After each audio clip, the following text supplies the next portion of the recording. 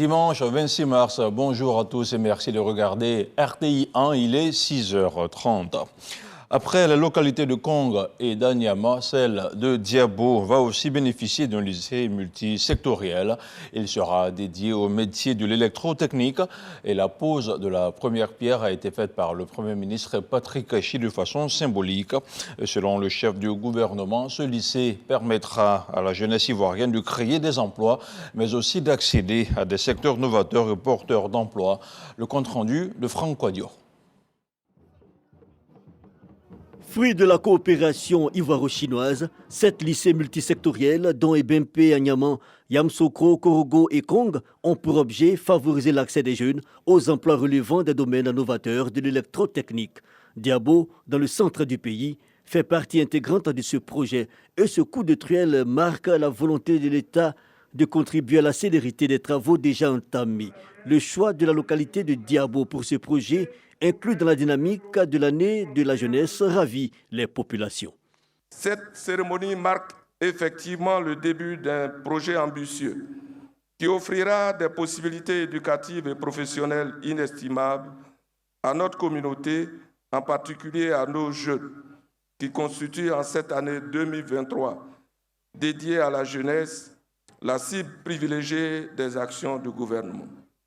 Des jeunes appelés donc à prioriser la formation pratique, ceci afin de faciliter leur insertion, d'où l'option des filières mécaniques, générales et agricoles, l'élevage ou encore le bâtiment et les travaux publics. Il est envisagé d'accueillir 1000 apprenants en formation initiale dont les scolarités seront sanctionnées par le CAP et le BT. Cependant, les locaux seront aussi utilisés pour les activités de l'école de la seconde chance, formés sur des périodes relativement courtes. Plus de 2000 jeunes chaque année dans les filières débouchant rapidement sur l'emploi rémunéré ou l'auto-emploi. Opportunité pour le ministre de la Formation professionnelle d'espérer la livraison de l'ouvrage avant la rentrée scolaire 2024. Et cela a raison, car le gouvernement entend renforcer le dispositif national en faveur du développement de l'enseignement technique. C'est aussi en filigrane l'essence des propos du Premier ministre Patrick Kachi parlant au nom du chef de l'État, du président Alassane Ouattara. La Côte d'Ivoire est une nation qui considère comme vital de former sa jeunesse, lui donner les moyens de vivre décemment, de s'insérer sur le marché du travail en occupant des emplois durables. C'est à cela que s'attelle sans relâche Son Excellence, Monsieur le Président de la République, Alassane Ouattara, depuis qu'il a été élu. C'est à cela que nous devons, nous aussi, chacun, à notre niveau, œuvrer. La jeunesse sur orbite, mais le développement toujours en marche. En plus des multiples acquis réalisés par le président de la République, Alassane Ouattara, dans la région, bientôt Diabo, la capitale du pays Glo, disposera d'un château d'eau, promesse faite par le chef de l'État, le président Alassane Ouattara, par la voix de son Premier ministre. Le secteur du bâtiment sera industrialisé dans notre pays. La première usine de production d'éléments préfabriqués en béton vient de voir le jour. La cérémonie d'inauguration a eu lieu jeudi dernier. C'était en présence des ministres du Commerce et de l'Industrie et de celui de la Construction. On regarde ce reportage signé Dangui Dangui. Avec l'inauguration de cette usine haute performance pour la production industrielle d'éléments préfabriqués en béton à Abidjan, la Côte d'Ivoire franchit une nouvelle étape en matière de construction, l'industrialisation du secteur du bâtiment, avec à la clé un rapport qualité-prix notable. Plus on fait du volume, plus c'est économique. Et on peut aller jusqu'à 20-25% d'économie pour des programmes au-delà de 500 logements. Donc dès qu'on passe le cap de 500, on descend en coût par rapport à la construction traditionnelle. Le ministre du Commerce et de l'Industrie assure que cette entreprise arrive à point nommé. L'inauguration de cette unité vient donner de nouveaux débouchés à nos cimentiers qui peuvent désormais proposer d'autres solutions en partenariat bien sûr avec des opérateurs locaux pour que les Ivoiriens puissent avoir des matériaux qui soient des matériaux de qualité, également des matériaux qui soient à des prix accessibles. Représentant le Premier ministre à cette occasion, le ministre de la Construction, du Logement et de l'Urbanisme a souligné les enjeux de l'industrialisation du secteur du bâtiment pour la Côte d'Ivoire. On a un déficit de l'ordre de 600 000 logements Et notre ambition en vitesse de croisière, ce sera d'être entre 40 et 50 000 unités construites par an.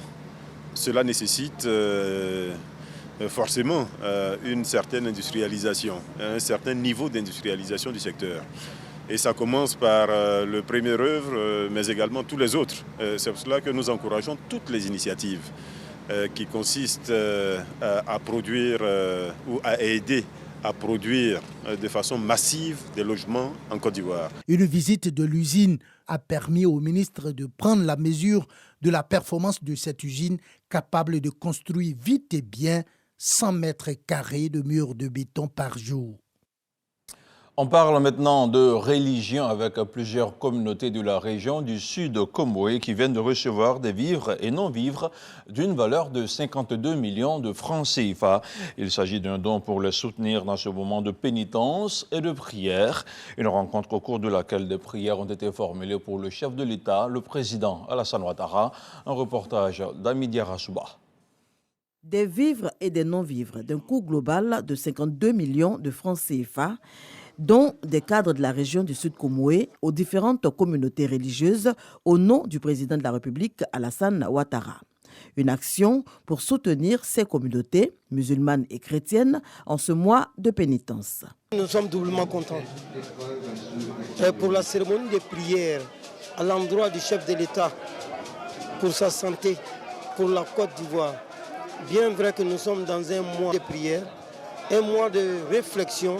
Nous sommes contents pour le don et nous souhaitons qu'il n'y a pas de problème au niveau de la population bassamoise, musulmane comme chrétienne. Kobenan Kwasi Adjoumani, parrain de la cérémonie, exhorte à l'occasion les populations à l'union autour du président de la République. Ce sont des prières que nous formulons à l'endroit du président de la République. Le président Alassane Ouattara, il est unique en son genre et c'est Dieu qui nous l'a donné. Partout où nous sommes, nous devons prier pour lui, qu'il ait la santé, qu'il ait la force et toujours la même intelligence pour pouvoir garder le navire ivoire. Rendre hommage à Magassa qui pose des actes sans calcul, qui aime Bassam, qui aime le Sud Comé, qui aime toute la Côte d'Ivoire parce que ses œuvres ne se limitent pas seulement au Sud Comoé. Il est partout à la fois. Cette cérémonie, qui est à sa 11e édition, est une initiative des cadres de la région du Sud Comoé. Le reportage d'Amidia Rassouba a été commenté par Michel Mambo. On continue de parler de religion. 43 tonnes de sucre, 18 tonnes de riz, c'est le don de la ministre d'État, ministre des Affaires étrangères à la communauté musulmane d'Abobo. Il s'agit pour Mme Kandia Kamara de permettre aux fidèles musulmans de traverser le mois de Ramadan dans de très bonnes conditions. Les explications de Grace Kando. Le conseil municipal d'Abobo, avec à sa tête Kandia Kamara, fait parler son cœur en cette période de jeûne musulman. Les différentes communautés reçoivent des vivres composés de 43 tonnes de sucre et de 18 tonnes de sacs de riz. Nous accueillons cela avec beaucoup de bonheur, beaucoup de joie, parce qu'il y a beaucoup de difficultés dans les familles. Nous ne pouvons que prier pour elles et lui dire merci. Nous disons aussi merci à M. le Président de la République. Seulement vous rassurer de nos ferventes prières qui vous accompagneront, Inch'Allah, vu le mois dans lequel nous sommes, qui est le mois béni de Ramadan. Le mois où les évocations sont exaucées. Le mois où les actes de dévotion sont doublement récompensés. Que tous ensemble ici, dans nos différentes mosquées, et en même temps avec tous ceux qui bénéficient de ce don-là, que nous vous accompagnons avec nos prières. Au dit de la mère d'Abobo, ce geste est un acte de haute signification spirituelle. C'est pourquoi la mère Kandia Kamara saisit cette période pour inviter les populations au partage et au vivre ensemble. Nous sommes dans une période de carême chrétien qui coïncide avec le carême musulman. Quelle grâce pour nous. Je souhaite que les musulmans, que ce soit les guides religieux, les membres de la communauté, les chrétiens, que tous continuent de faire des prières, afin que la Côte d'Ivoire demeure toujours un pays apaisé. Afin que la Côte d'Ivoire soit toujours ce pays du vivre ensemble, où règne la solidarité, afin que la sécurité règne dans notre pays, afin que les Ivoiriens et les Ivoiriennes continuent de vivre en paix, dans la joie, le bonheur. Avant la fin du jeûne, 2000 familles seront visitées par la ministre d'État Kandia Camara, par ailleurs maire d'Abobo, pour leur apporter aide et assistance. On parle maintenant de sécurité avec la Côte d'Ivoire et le Libéria qui se rapprochent. Le ministre de l'Intérieur, le général Bagondo Diomandé, recevait cette semaine son homologue du Libéria qui conduisait une délégation à Abidjan. Le renforcement de la sécurité à nos frontières communes était au cœur des discussions. Le compte-rendu de Marie-Chantal à Kandan. La Côte d'Ivoire et le Libéria sont tous deux engagés dans la lutte contre la criminalité organisée qui sévit le long de leurs frontières communes. Des mesures sont mises en place pour la sécurité de ces frontières. Pour mieux surveiller et renforcer cette coopération sécuritaire conjointe, les ministres de l'Intérieur et de la Sécurité des deux pays ont eu une séance de travail. Au menu des échanges, bilan des actions déjà entreprises, envisager de nouvelles mesures pour renforcer cette collaboration. On a fait quelque chose qui ça marche maintenant dans les deux pays.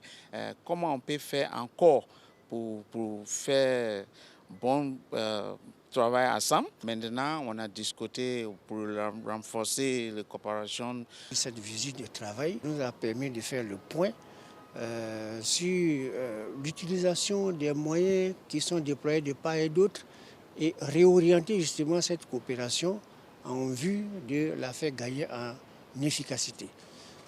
Tout ceci en prélude à la lutte contre la criminalité organisée et afin effectivement de garantir cette sécurité dont tout le monde a besoin. Il faut noter que les frontières entre la Côte d'Ivoire et le Libéria sont vastes et poreuses.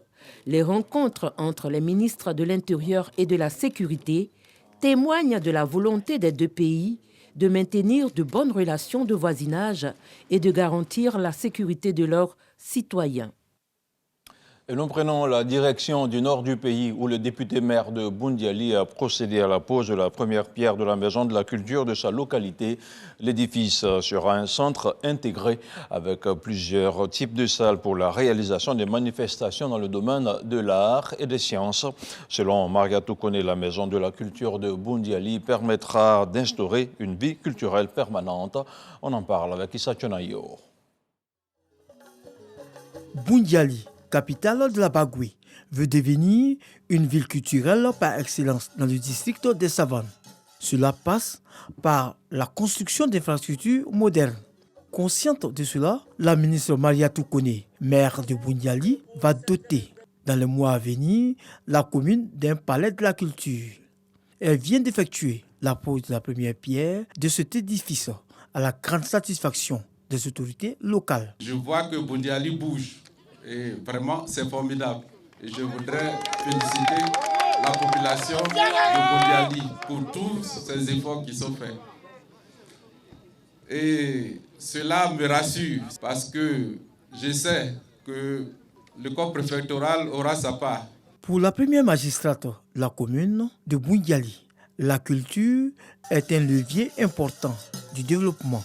À cet effet, elle profite de la 7e édition du Festival Djegele, Festival international du balafon, pour lancer une infrastructure clé pour le rayonnement de sa cité. Arrêtons de bavarder et travaillons. Posons des actes concrets. Nous pouvons mettre ensemble nos efforts, nous pouvons conjuguer nos efforts pour notre Boundiali. Et c'est ce qui est en train d'être fait. La cohésion sociale, c'est ça aussi, se mettre ensemble pour bâtir. La future maison de la culture de Boundiali est un centre intégré qui aura entre autres une salle de spectacle, un musée, une galerie d'art, une médiathèque, une salle audiovisuelle différente de la salle audiovisuelle qui est en train d'être construite dans la bibliothèque. un auditorium, des salles spécialisées pour des réunions et des répétitions. La maison de la culture de Boundiali sera prête dans 18 mois. Outre la construction de ce joyau, la maire de Boundiali a promis la construction également de la résidence du préfet des régions. Retour à Abidjan avec l'événement Afrique Fashion Show qui était cette année à sa 16e édition. Jeunesse, mode et diversité, c'était le thème de la rencontre qui a réuni plusieurs acteurs du secteur. Un événement rehaussé par la présence de plusieurs personnalités. Serge Pacom Didi, Jean-Marc Djadji pour le commentaire. Jeunesse, intégration, découverte, partage d'expériences sont les maîtres mots qui ont plané sur la 16e édition de Afrique Fashion Week, événement consacré à la mode africaine. Un prétexte pour trouver, pour de grands noms de la mode africaine, d'apporter leur expertise aux plus jeunes. Pathéo, avec sa collection Mode pour tous, des tenues confectionnées avec de l'indigo, des tissus travaillés, du pagne tissé, des modèles qui incitent cette jeunesse à s'intéresser aux matières africaines. Une volonté chère à Isabelle Hanno, promotrice de l'événement, d'où le choix du thème jeunesse, mode et diversité. Nous avons choisi un thème en fonction du message que nous a passé le président de la République, nous indiquant bien sûr que nous sommes dans l'année de la jeunesse. Il fallait donc donner cette place-là à la jeunesse. L'occasion est donc donnée à ces jeunes créateurs du continent de se faire connaître. Je présente une collection de femmes voilées et toutes les femmes qui aiment s'habiller avec décence. La particularité, c'est que c'est des vêtements amples et très longs qui montrent très peu de peau. La mode est aussi facteur de rapprochement des peuples et des diversités culturelles. En témoigne la présence des créateurs de mode venus d'autres pays africains. En matière de mode, oui, la Côte d'Ivoire et le Togo sont ensemble pour pouvoir élever la mode africaine. Et la mode, c'est tous les jours. La mode, c'est pas seulement pour gagner de l'argent, mais il faut aimer et puis créer et apprendre surtout. Des valeurs prônées par le représentant pays de l'UNESCO en Côte d'Ivoire, par Raymond Goudou, et le ministre du Tourisme qui annonce l'inscription d'Afrique Fashion Week au rang des événements phares sur l'agenda touristique en Côte d'Ivoire. On a vu des pays de l'Afrique représentés ici et ça a regorgé de beaucoup de créativité, de talent. Et c'est en phase avec les priorités nationales quand on parle d'industrie culturelle créative. L'UNESCO ne pouvait pas être en marge de cet événement. Au fil des années, en côtoyant le monde de la mode, nous savons pertinemment que des noms, et non des moindres, ont rythmé la mode ivoirienne, faisant de notre pays la capitale de la mode. Afrique Fashion Week 16 a mobilisé une trentaine de créateurs et une soixantaine de mannequins, parmi lesquels des personnages bien connus du monde, des médias, du sport et de la musique. Et on boucle ce flash d'informations avec l'actualité hors de chez nous. Au Burkina Faso, une mission d'évaluation et de validation des besoins humanitaires de la Commission de la CEDEAO est en visite dans le pays depuis le 21 mars dernier. Avec environ 1 900 000 personnes déplacées internes, des écoles et des centres de santé fermés suite aux violences djihadistes, le pays a besoin de soutien pour venir en aide à ses populations. Après cette visite, un rapport suivi de recommandations sera soumis à la Commission de la CEDEAO et au gouvernement burkinabé. La vice-présidente américaine entame ce dimanche 26 mars une tournée d'une semaine dans 3 pays africains. Kamala Harris se rendra au Ghana puis en Tanzanie, dont la première présidente a levé les mesures d'interdiction des partis d'opposition. Et enfin en Zambie, où elle s'était déjà rendue plus jeune quand son grand-père indien y travaillait. À chaque étape, Kamala Harris va rencontrer les chefs d'État, mais aussi des représentants de la société civile. Cette visite se veut une réaffirmation de l'intérêt américain pour le continent africain. Et votre intérêt pour RTI 1 est toujours grandissant. Merci de rester sur notre chaîne. L'information continue avec Hamza Diaby qui sera avec vous à 13h. Quant à moi, je reviens ce soir pour l'édition de 23h.